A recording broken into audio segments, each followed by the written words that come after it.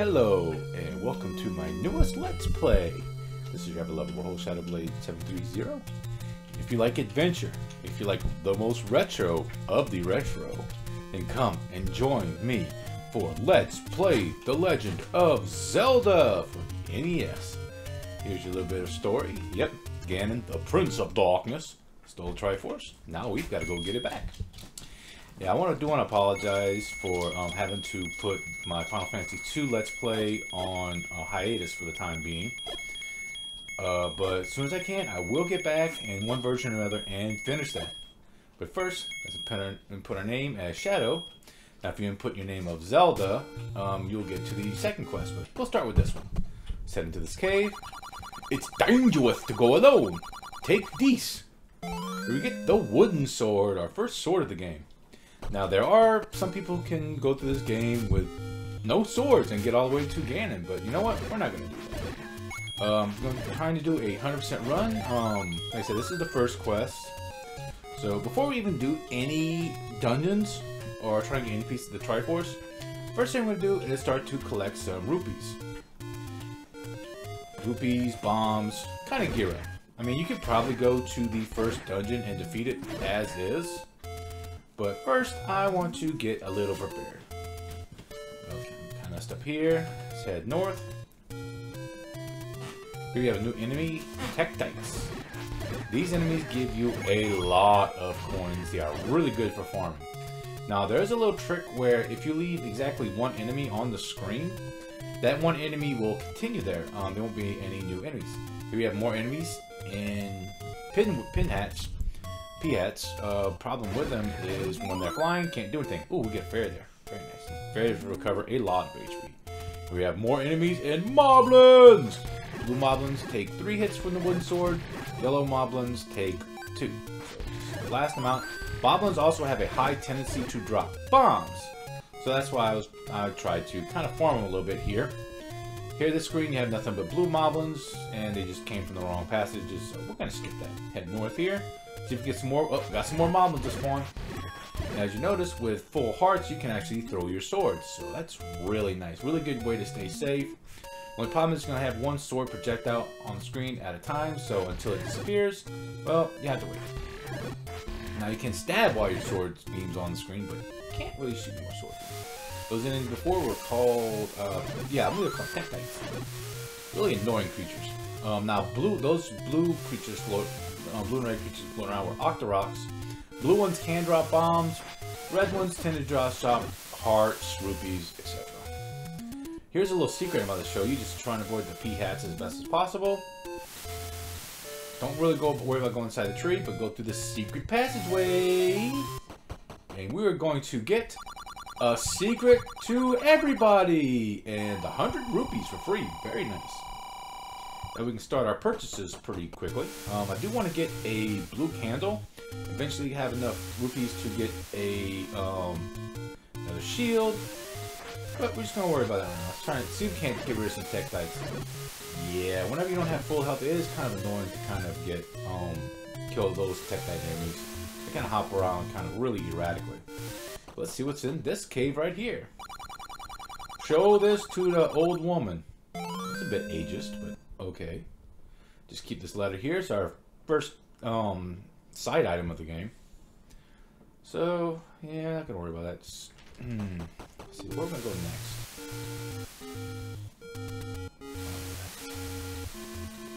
Head this way. I wanna head north.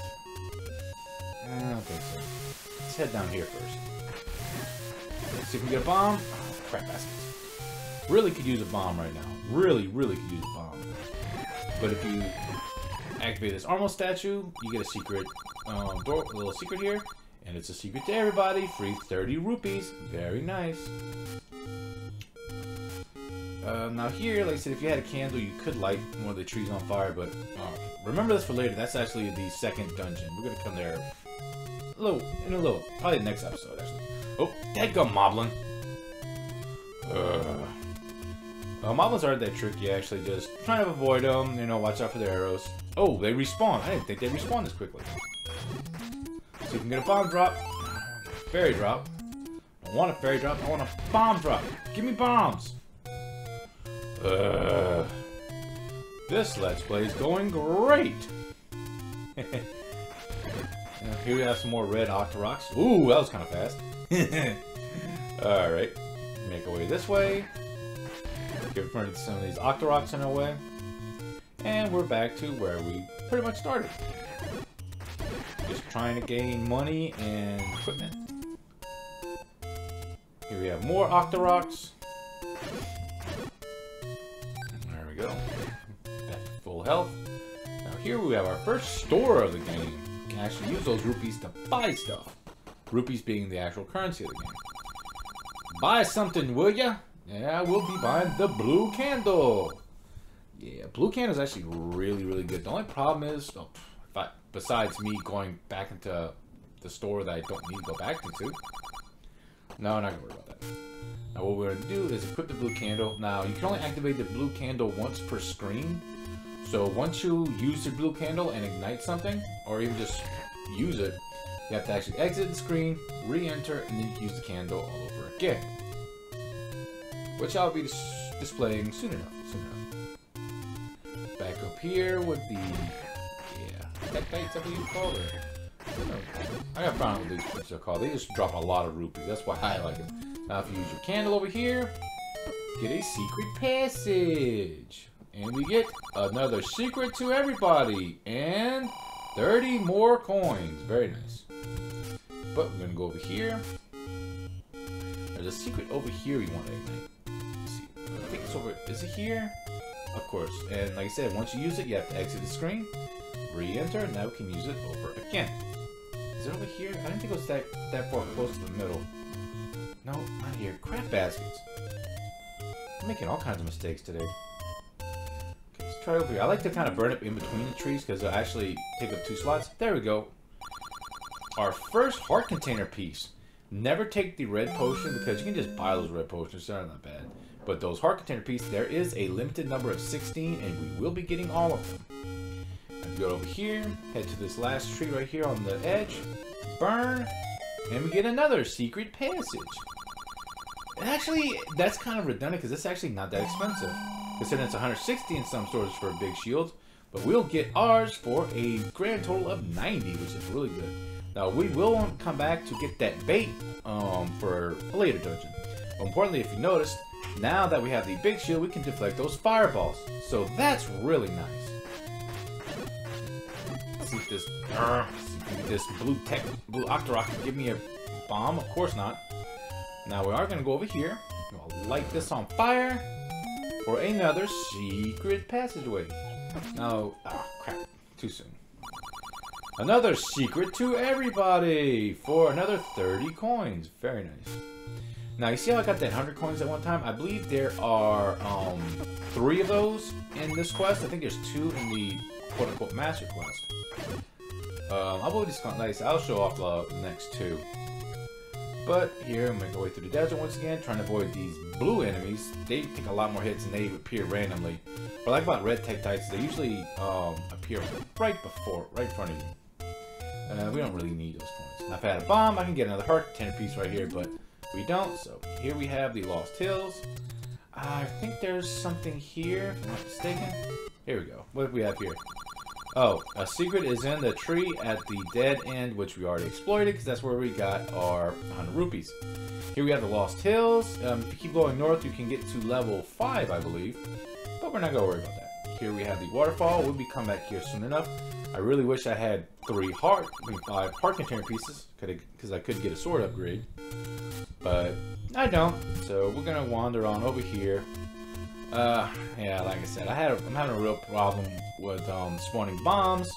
So I think what we're going to do is go ahead and just jump into level 1. Just so I can get some kind of level progression in this episode. Usually I've always had either a blue Octorok or one of the Moblins drop a bomb, but apparently the game is just being stubborn today. Let's head over here, across this bridge, to level 1. Alright, here we go. Notice the door has a keyhole on it, it's locked, and guess what? You need a key for it. Of course. Kind of self-explanatory. We have no enemy in keys. They kind of flew around for a little bit.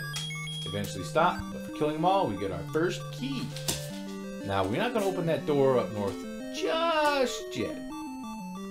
First, we're going to go here to the east. We have another new enemy in Stalfos. They just kind of wander around, kind of aimlessly. They're not really that difficult to fight. If you notice that Stalfos, yeah, he actually has a key in him. So once we kill him, we get a key. Stalfos also have a really good tendency to drop rupees too, so you do want to try and kill him as often as possible. Okay, make our way up here. Now that we have 2 keys, and we're going to use one to pop open this door. Head up here. 3 more Stalfos. And it's just don't kill them. They're really easy if you have your sword beam. Oh, more hearts. Very nice. My OCD is killing me. I need full hearts. I need my... And of course now you give me the clock to make me invincible. Clock's actually a really good item. It, like I said, makes you invincible, but also freezes all the enemies in place.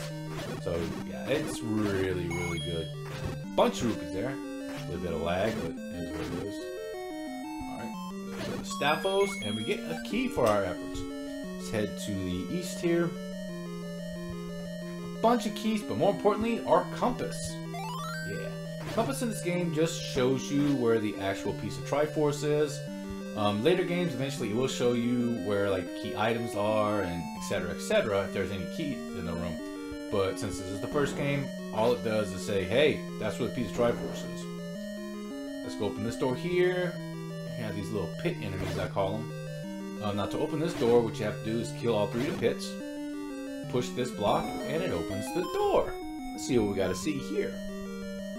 We have a little secret. Eastmost Peninsula is the secret, which is probably the same secret for getting the 100 rupees, but it is what it is. Head this way. Alright, here we get the map. Just kind of avoid these pits. Yeah. First quest, all the levels look like either creatures have some kind of design. I'm going to head north first. Get these items. Open this door with our key. Yeah, here we get another new enemy. Goroyas. Goroyas use boomerangs. They can be really annoying. Orange Goroyas take about 3 hits to kill with the wooden sword. Blue Goroyas actually take 4 hits. Really nasty. More importantly, we get our key. We could open this door. Now be very careful. Just keep going forward. Don't stop. Avoid those traps. Get these traps to activate. Move out of the way. Push this block. Head down the stairs. Ooh, first item of the game. Now, unfortunately, one of the things I do miss in later games is those games, that whatever item you get will be really good against the boss. This game, not so much. But we do get the bow. Problem is, we don't have any arrows yet. You actually literally have to go buy arrows. Arrows cost about 80 rupees to get, and they're really nice to have. You're going to actually need them to beat a certain boss later in the game. But every time you use an arrow, it does consume 1 rupee. So be careful with these shots, you know. But I mean, if you need a good range attack, they can provide it. But since we got that, now we're going to progress to the east here. Open this door with our keys. Alright, now we have more Goroyas. Just kind of avoid them. Take your shots where you can. Try and attack here. Good thing about Goroyas is whenever they throw their boomerang, they are kind of locked in place until it gets back. So yeah, you can kind of telegraph their shots pretty good. So just avoid it. Get your shots in. 3 sword swings kill the Goroya. And for killing them all, we get the boomerang. Yeah, this one few levels in the game where we actually get two items. Alright, head over here. Watch out for those wall masters. If they hit you, they'll bring you back to the beginning, so just avoid it. Here we have the first boss, Aquamentus. Just go over here, attack him with your and the actual head. Since we have the big shield, we can actually deflect its fireballs, so just be careful. After defeating Aquamentus, we get our 5th heart container, but more importantly, our first piece of the Triforce of Wisdom. And as my son says, we have officially saved the day. Yeah, good job, Link. Good job. All right. First, let's kill this Octorok because I don't want to be like stuck here. And as you notice, if you use a boomerang, you can stun enemies. But what awaits us in the second dungeon of the Legend of Zelda? Can we acquire the ever-powerful piece of Triforce of Wisdom and progress through the story as well as gain other items? Find out next time on Let's Play the Legend of Zelda. This is Ever Low Boast, Shadowblade 730. I'll see you all next adventure.